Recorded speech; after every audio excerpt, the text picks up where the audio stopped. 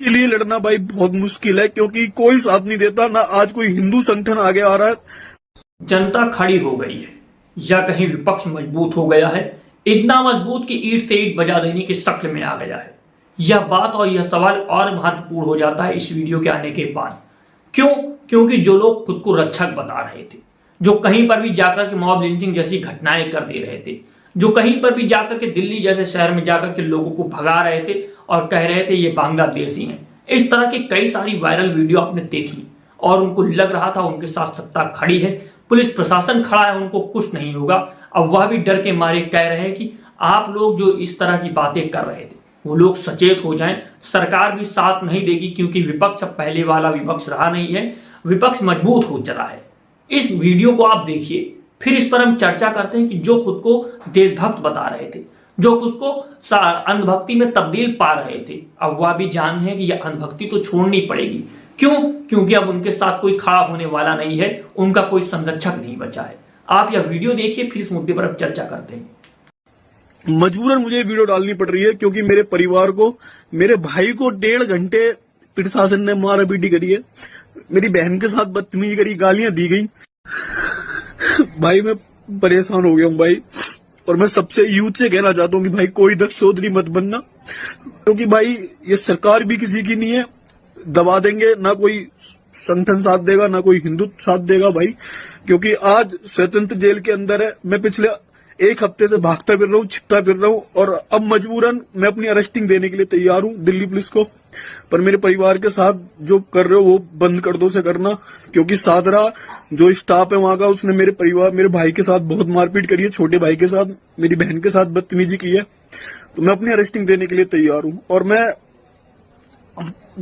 कुछ नहीं कहूंगा, बस ये कहना चाहता हूँ कि भाई मत बनना दक्ष चौधरी, क्योंकि सिर्फ मुकदमे लगाए जाएंगे, झूठे मुकदमे लगाए जाएंगे, जिंदगी बर्बाद कर दी जाएगी, दोबारा उठने नहीं दिया जाएगा तुम्हें भाई। मेरा यही यूथ के लिए मेरा यही मैसेज है भाई, मत बनना भाई। धर्म के लिए लड़ना और राष्ट्र के लिए लड़ना भाई बहुत मुश्किल है, क्योंकि कोई साथ नहीं देता, ना आज कोई हिंदू संगठन आगे आ रहा है।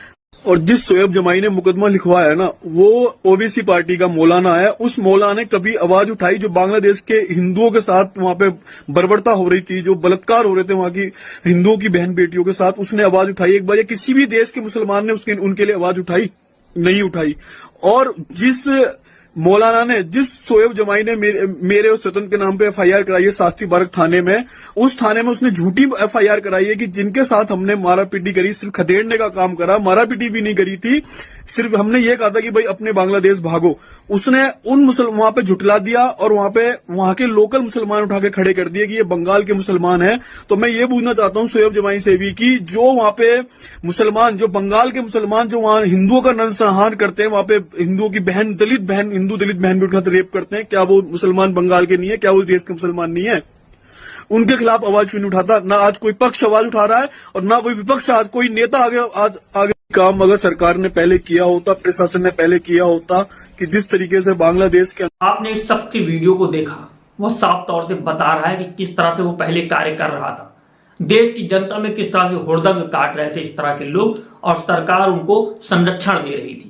अब वह कह रहा है कि ये पहला वाला दौर नहीं रहा है, अब विपक्ष मजबूत हो चला है, अब इस तरह के कार्य किए जाएंगे तो कोई साथ नहीं देगा और पुलिस कार्यवाही हो जाएगी। यह बात उसको इसलिए समझ में आ रही क्योंकि अब उसके साथ वो हो रहा है। वह बता रहा है कि वो किस तरह से दिल्ली में, जो अभी आपने झुग्गियों में देखा था, वीडियो वायरल हुआ था, कि किस तरह से लोगों को वहां से मार के भगाया जा रहा था और बांग्लादेशी कहकर के पुकारा जा रहा था।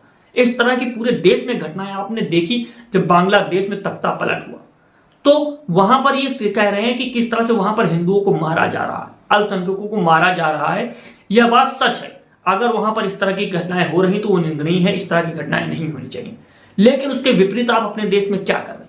आप खुद को रक्षक बता रहे थे और आप भी उसी तरह अल्पसंख्यकों को मार रहे हैं, आप उसी तरह लोगों को वहां पर भगा रहे हैं, आप लोग मॉब लिंचिंग की घटनाएं घटित कर दे रहे हैं। तो क्या यह संदेश जाता है? क्या यह देश की रक्षा है, या अपने लोकतंत्र की रक्षा है, या फिर अपने संविधान की रक्षा है? या तो बहुत जघन्य अपराध है कि किस तरह से आप अपने ही समाज में, अपने ही देश में लोगों को टारगेट करके मार रहे हैं। अब उन पर कड़ी कार्रवाई होगी। तो यह सबूत है, इस वीडियो यह सबूत देती है कि अब जो इस तरह के कार्य में तब्दील थे, मुब्तला थे, उन लोगों को सचेत हो जाना चाहिए कि अब इस तरह के कार्यों से बात बनने वाली नहीं।